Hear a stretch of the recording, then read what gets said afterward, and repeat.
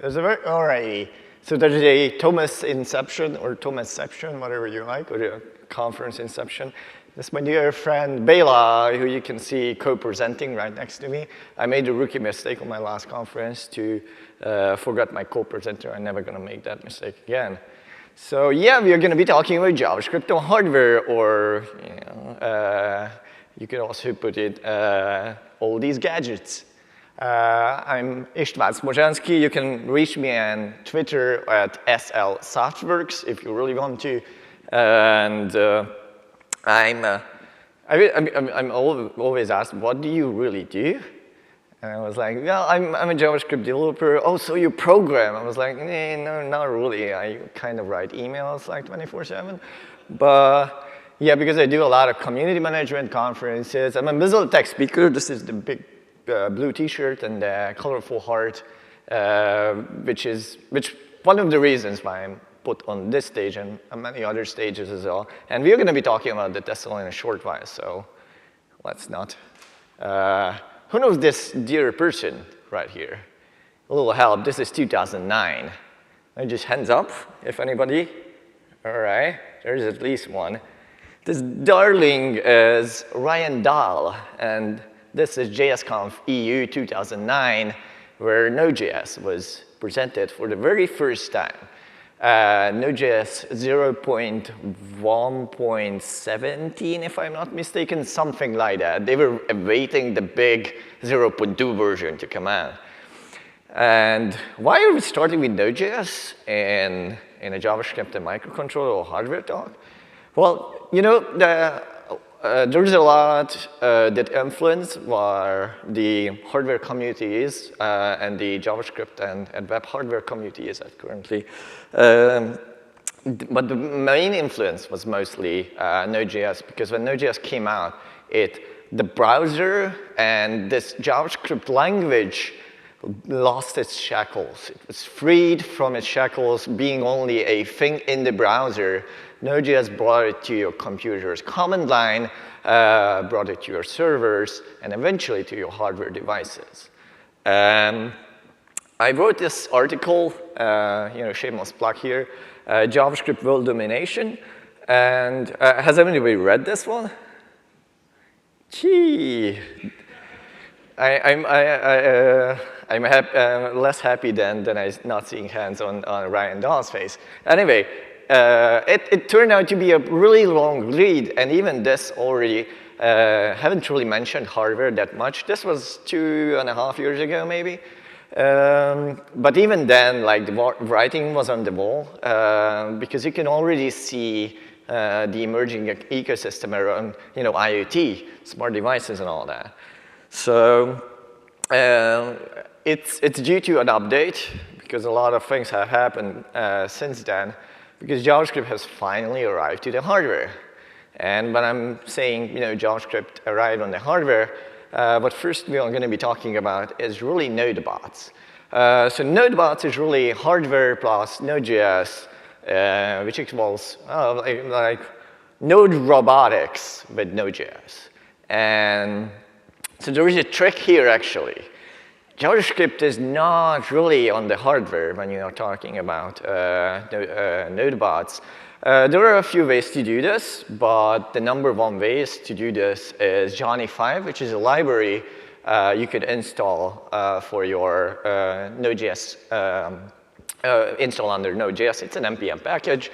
You install it as usual, and you can use your Node script to control a device, to control a hardware device from inside your Node.js JavaScript code. But your code is actually not run on the device itself. The code runs on your computer, and the commands are transferred to the device itself. Still, it's not bad. I mean, it got you some Node boats, not just some Node bots. Got you some Node quadrocopters, which is pretty cool from something that is not running on the hardware, right? And in 2014, there was this conference, JSConf in the US, and they were like, we already have all the Node robots and walkers and boats, and there is one thing we don't have yet. That is right. What you see here is in a rocket. Well, there is no need to alert the fire agency just yet. This was using pressurized water to launch rockets into the air, but I mean, it is a rocket, right? It blasts off and it flies. It's a rocket. It's good enough. So how do they accomplish this is something called NODE-SERIALPORT was instrumentable, which basically lets you connect Node.js with an Arduino device or any other hardware device. When you did that, what you did is you had your Node.js and you were running on your computer. You installed the NODE-SERIALPORT library, which then went on and you could write your code in your Node.js application. You connected in some way, in one way or another, the microcontroller you wanted to control. And the NODE-SERIALPORT library used to send your commands to this other device using something like a FIRMATA command. FIRMATA is basically a protocol that you're going to be using to give commands to other devices. So you have your microcontroller, you have FIRMATA connecting the two. You have another computer that's translating your JavaScript code that you wrote for Node.js into this FIRMATA protocol and sends your commands to the hardware device. By the way, these pictures are taken from the wonderful Babbling with Merfolk talk by Sis Hinton, or Noobcat. Most people usually know her lately from her Twitch streaming, open source development. She's amazing, and you should definitely watch this talk because it's amazing for an introduction to hardware. I think to date, this is probably one of the best ones. If you never worked with hardware, it has all what you want, cute animals and interesting technical bits told very well. So if you want to get into and want to know more about Arduinos and FIRMATA, you're going to be starting here. There's going to be a bunch of links at the end of this presentation. You can find it there. So here's the thing. Like I said, these devices weren't really running JavaScript on the hardware. So what you really wanted to have is a device that runs JavaScript on the hardware itself. You know, like I said, the writing was on the wall. Everybody wanted to code easily hardware devices on, in their favorite language. So the Tessel I mentioned before, this is a microcontroller that actually brought me into programming hardware in the first place. It had a crowdfunding campaign roughly 3 years ago. You can see 2015 January. Was the time, oh, it's almost exactly, it's going to be January 27, nice, that I presented the very first time at Budapest JS in Hungary about hardware and JavaScript in the first place, because the Tessel was a microcontroller that was running JavaScript, which is a bit of a stretch, but it was running your code on the hardware itself and not just sending commands to the hardware. Why I'm saying that this is a bit of a stretch is I always have one image in any member of my presentation that is just not loading. So my dear friend John McKay, who is not going to be presented on stage here, has a very excellent talk. He is the founder of the project.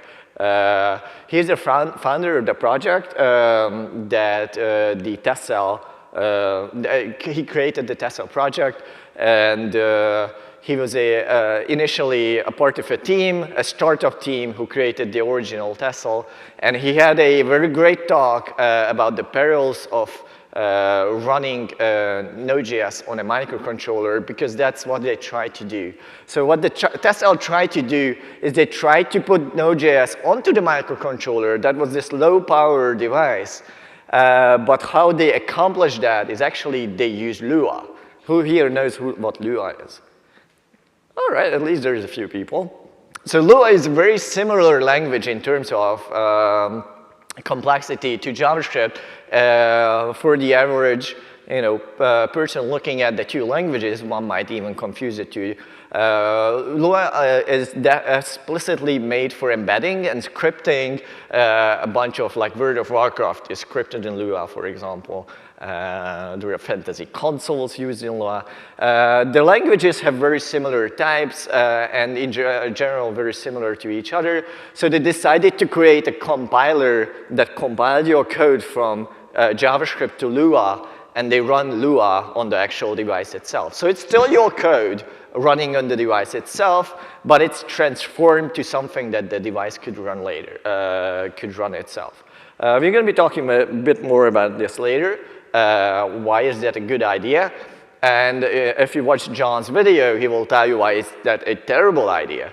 The number one is the Node ecosystem itself. NPM itself needs a lot of breeds a lot of compatibility issue, especially when you're trying to cater for it. And JavaScript itself is not as easy as it seems, and not as easy to compile to Lua as it seems.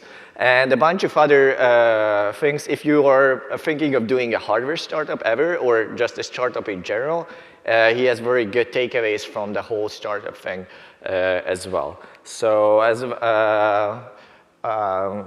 I said, you will find the link later on the slides in the presentations. So, okay, running Node.js on microcontroller might not be a good idea. Maybe let's try just running plain JavaScript. And this is what the ESPRUINO is going to be making it possible for us. So what you see here is the ESPRUINO Pico. From all these gadgets, I forgot to bring my ESPRUINO, so you will have to believe me that it's about the size of a thumb drive. And this actually runs proper JavaScript on the device itself. Even better, it was created by an educator in the UK called Gordon. And what Gordon did, you know, there are a bunch of educators in the UK, you kind of find them quite often. So what Gordon did is, hey, I had this idea, I wanted to make hardware accessible to people, but he actually went all the way. He didn't just make the hardware accessible and the programming language accessible, but what he did is he actually created a web IDE for the thing and made it easy to program the device. So you just plugged your Pico in, you just launch, you can install a web, from the Chrome Web Store, this application that would later connect to your ESPRUINO Pico. These days, you can just run this web app from a URL itself. There's a web API called WebSerialPort and Web Bluetooth that lets you program your hardware devices without installing any extra plugin or application itself. So he was like, I'm not just going to make it, the programming itself easier by making this thing in JavaScript, I'm going to make the whole experience better. So if you're ever doing something with hardware, think about this. And Tessel was working a lot on making this work. With the Tessel, the first and the second Tessel, the developer experience and the user experience, where the user is currently the developer, make it better and make it worthwhile. So they even came out with a new device lately, that's the Puck.js, that's also super tiny, and that doesn't even require any wired connection, so you don't have to plug it in anywhere. It will just use Bluetooth and the thing called Web Bluetooth, which I'm going to be demoing you in a short while, if we still have time for it. So what's the interesting in the ESPRUINO, so how they did it. So the ESPRUINO actually runs your JavaScript code on the device. Even more so, it actually transfers the whole source code onto the device and runs your JavaScript code by interpreting it from out of the source. There are a lot of reasons why it doesn't convert to an AST or anything like that. You'll find that on the ESPRUINO explanation page. But what is more important and more interesting is what are the implications of running JavaScript from the source on a tiny microcontroller? Now, these are a few megahertz. The processors in these devices are a few megahertz. And the memories of these devices are few kilobytes. The Flash program usually doesn't exceed a few tens or a few hundreds of kilobytes.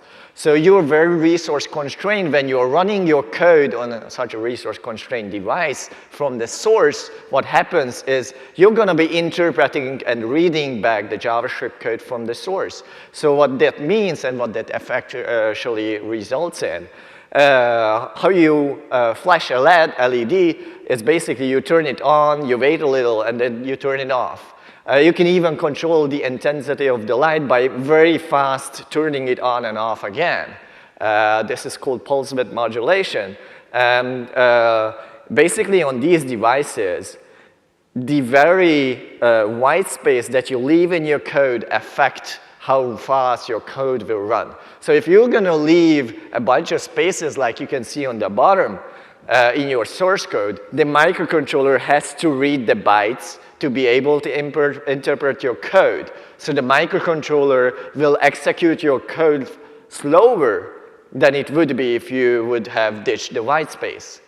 And this is the implication of reading the source code and executing it on the fly, which is, we have been growing to use a lot of JIT compilers and code running from ASTs, but this was the olden days. This was how JavaScript originally, I think almost 25 years ago or 20 years ago, how it was conceived, it was interpreted, and we tend to forget that because it just got so much faster these days. And you are going to say, yeah, so what? So there's this quirky microcontroller that does these silly things because of its tiny brains. What do I, a web developer, have to do with all of this? And the problem is, have you ever heard of the function inlining practices practiced by Node.js or V8 engine more specifically? So what it does, what this thing does, and I heard this at my very first conference 2 or 3 years, almost 3 years ago, my very first international conference, I was blown away. Because apparently, the V8 engine, which is used in Node.js, but also in Chrome, in an earlier iteration in its crankshaft compiler, what it did, it chose to inline some functions. Inlining a function means you inline some code in a place when you compile it, and choose to do that based on the source code size of the function. So the problem is, when you have a function that has some comments in it, they count into the source code. So there is a blog post on this, you can read it. So what it basically resulted in, you had your function. If it was changed by a tiny bit, even though it was changed only in the comments, and it grew over the 600 character, 600 byte size, Node stopped inlining that function, and your code would run much slower. So you can see there could be a factor of 2 difference between the 2 runs. And I was like, oh, this is crazy. I wonder if this still exists. So I have a very good friend working on the V8 team, Benedict, who I was, hey, how is this thing? Is this fixed by now? It was almost 3 years ago. And he was like, yeah, it was fixed by, switching out the crankshaft compiler to the new turbofan one. And I was like, there is a good presentation at JS Congress about what's new in turbofan. It's very good, and it's used in Node.js version 8. Which is a LTS version of Node.js. So if you are on Node 8 and on the latest Chrome, you will be using turbofan, and crankshaft is deprecated and being removed. But even then, turbofan doesn't care about the source size, so your comments doesn't matter. But there are, of course, still limits, like the bytecode size of your code. So the performance of your code is still limited by the code size or the size of your functions, even in turbofan. Now, I'm not saying everybody should micro-optimize, and I'm not saying everybody should know the very intricate internals of all the JavaScript engines and all their optimizations. Au contraire, just as Benedict warns in his talk, I'm warning you as well to not do that. I'm just saying that it doesn't hurt to know a all of these things and be aware. It makes you a better programmer, even if you're not, playing with your hobby electronics in the first place. So we have talked about V8, but there is a thing called V7, which sounds like a very good pun. But it isn't actually a JavaScript engine aimed at microcontrollers. It was created by Sysanta for the microcontroller platform, and it's a company created by ex-Googlers in Ireland, so they know their things. And they created a embedded JavaScript engine that could be put onto the very small brains of a microcontroller. It's, it's 40 to 100 kilobytes in size, like the compiled size. Like in comparison, I think V8 is multiple tens of megabytes these days, and uses even less memory, like orders of magnitude less memory than a V8 does. And it's ES 5.1 component, which is very hard to tell about all the other engines. ESPRUINO is getting there, but initially they had very poor standard support, and it has reasons. V8, not a JS engine, it not is, but it more like was. It was deprecated a few months ago in favor of MJS. And what they did at Sysanta, they said 40 to 120 kilobytes, that's still too big. We have to go smaller. So what they did is they created MJS, which is a restricted JavaScript engine. You could say it's a JavaScript subset engine, because when you are going to go to below the tens of kilobytes, you're going to say, hey, we're going to get rid of some features. And when you're doing this on the web, you cannot really break the web, right? So you're not allowed to do that on the web, but when you're programming microcontrollers, which the primary concerns of are, downloading and pinging server data and JSONs, and connecting to other devices via I/O ports, they don't really need regular expression support or, for example, full Unicode support. What they need is long lifetime, long battery life, and easy programmability modules, easy interfacing with the underlying system. So they made this restrictions part of the language itself. And it gets close. It's 25 kilobytes. Even the smallest Arduinos are equipped with 30 kilobytes of RAM, which doesn't leave you a lot of space to put your actual programs on. But it gets close, and it will happily live on a bunch of devices. There was one rather large company who tried to do this and create a JavaScript subset language. That picture is from the Samsung's presentation from 2014 at the TC39, which is the group that cares about the improvements of the JavaScript language and the ECMAScript language. They presented, hey, we want to do a JavaScript subset language. Officially, and they got a huge backlash because everybody told it was it's not okay to do, it cannot be done, you're going to be losing too much, it's not worth it. They didn't give up that easy, so what they did is started some explorations. They started with the engine, the open source JavaScript core engine, powering most of the WebKit browsers, and the miniature JavaScript engine duktape, and try to figure out if they could make it small enough to fit into a microcontroller. They found out that the duktape was small enough, but eventually they went with their own thing that's called JerryScript. JerryScript is actually one of the best tiny JavaScript engines these days, and they actually open sourced it. That helped a lot to the ecosystem. I'm going to be showing you some examples very soon about JerryScript. So here's the thing. It could you could flash this onto less than 200K RAM flash, and it runs about 64 kilobytes of memory. So it's not the tiniest one, but it comes with ES5 support, heavily optimized, and very well usable.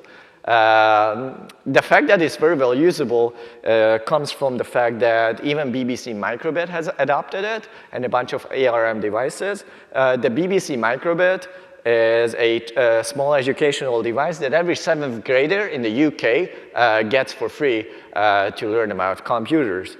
So this is the device itself, and because you're not going to be seeing it like that, let's see if we can get this working. No.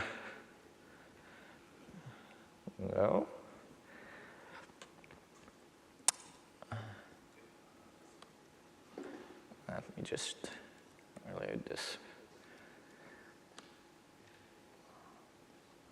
Is it plugged in? It should be.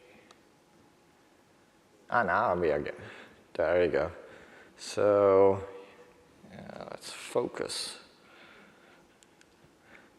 No peeking, you will see all the other devices. So yes, this is this big. And you could tell it's an educational device because it has no pins and no whatsoevers. It has very flat edges, so you can give it to a 7th grader and they are not going to kill anybody with it, except if they are very crafty, which 7th graders mostly are, so they are screwed anyway. But if you wanted to do more hardware stuff on this, you could just add a little expansion board. This will just snap right in, and you can just plug your devices onto it. So it's very good for prototyping as well. And it has a bunch of features built in that I'm not going to be mentioning now, but you can ask me about later. All right, let me see if this works. What made it even better is that they created a very special editor for it. This device also runs JavaScript on it. It actually runs the JerryScript compiler, language engine on it. But what you could do is you could actually use this web IDE again, still the idea of the ESPRUINO. There is a web page you can go to. I can actually just go there. That is basically this online editor. And it has a emulator on it, but it also has this block thing that you can just puzzle together some code that is easy to understand. You don't have to write anything. And then you can see that it actually translates to basic JavaScript. And this is used to teach people web development and hardware development in the first place from as early as 7th grade or even less. So that was another JavaScript conference in 2015. This is JSConf.Asia. Ironically, this looks also like JSConf.Is, which is JSConf Iceland. And ironically, this presentation actually took place on both conferences. This is Heiko Behrens, who worked at the time for Pebble. And Pebble put together something. Their watches actually use JerryScript as well. They actually put together Pebble.js or Rocky.js to run on their watches. And so I'm going to see if I can show you. So this is a Pebble watch. And the actual watch face you are seeing and a bunch of other watch faces are created using HTML5 and JavaScript. You'll find the presentation, it's quite fascinating in the links as well. The interesting part of this, what they did, okay, we're going to use JavaScript. We're going to put this onto the device, and we're not going to sleep until this goes just exactly the same performance written in JavaScript as it goes in C. And you would think that's not possible, but that's actually very much possible. They are running the 39 lines of code of the JavaScript watch face on the same device, on the same performance, same battery usage, in the exact same place, replacing. Nobody actually noticed. They haven't announced that they are replacing the watch face with one written in JavaScript. And 230 lines of C code, goodbye, welcome, 39 lines of JavaScript code that's equally performant, running on a watch. And you're like, okay, but my watch, Pebble has gone bankrupt. But actually, the technology is not lost, actually, because Fitbit bought the company mostly for the intellectual property. So when they came out with their own smartwatch offering, they actually stole the idea. well, they bought the idea first. So I'm going to show you that I'm out of time, but also I'm going to show you my Fitbit watch. And I was joking on Twitter when I was asking about this, that if I don't sleep, I'm going to show you a demo even. Well, I didn't actually end up showing anything useful, but here is the application that I made with a few lines of JavaScript and web APIs. It says, you know, accelerometer, barometer, heart rate, he's going to faint, stuff like that. You are running JavaScript on a watch that could stay with a single charge, stay charged for a whole week.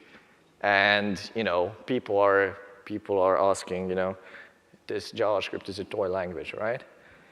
So, okay, so what I have been up to then, these are all nice, and this should give you a lot of info about, you know, the state of JavaScript on hardware. I've been up to a bunch of things, and I would like to show you some of those things in a short demo. I hear 2008 is going to be the year of the cloud. I'm also hearing this for like probably 5 years now.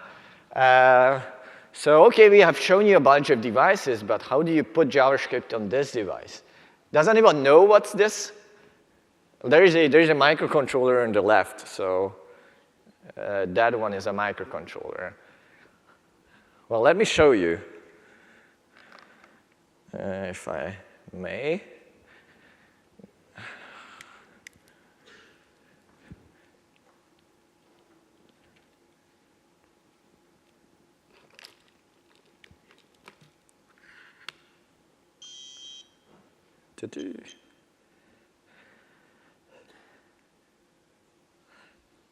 So gonna die.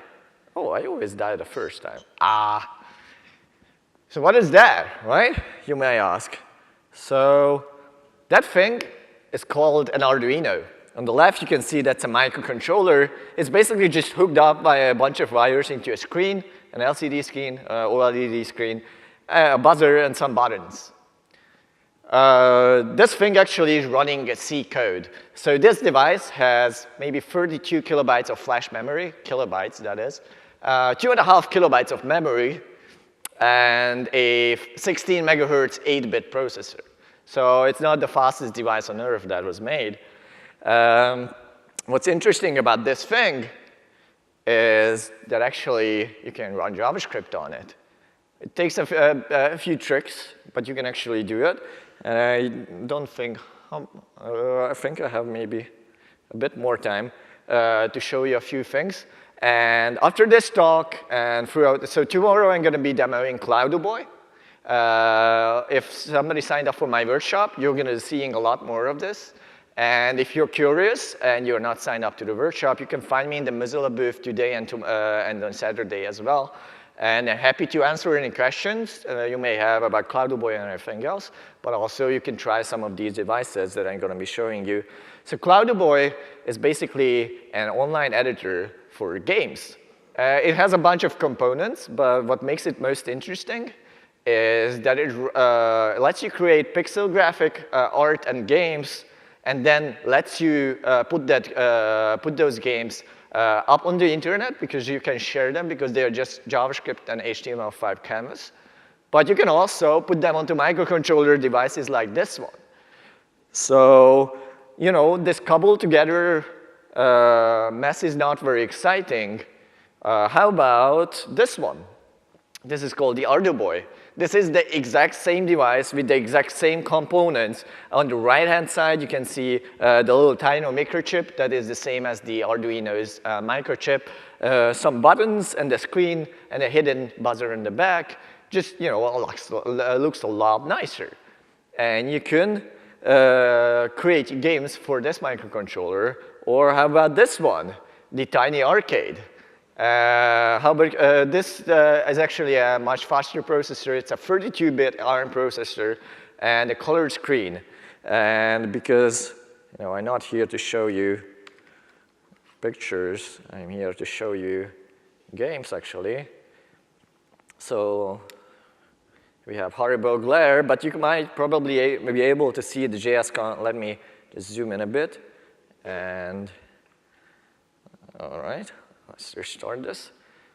So welcome JSConf.Asia. This game itself, when I was last time here in November, we were sitting with Thomas doing a workshop. He put together a Pycross game in maybe 2.5 hours with Cloudyboy. And it took me a bit of time to fix some of the bugs. But then after the Pycross game was compiled automatically to run on this device. So what means you create the game on your web browser, and then you can put it onto a microcontroller device. Yep. And I have a bunch of things that I had to skip over. So if you want to talk about those things, you can find me on Twitter at SLSoftworks. And if you want to hear more about how to put games onto microcontrollers, you can follow at Cloudyboy and drop by the Mozilla booth or the workshop tomorrow. Thank you very much.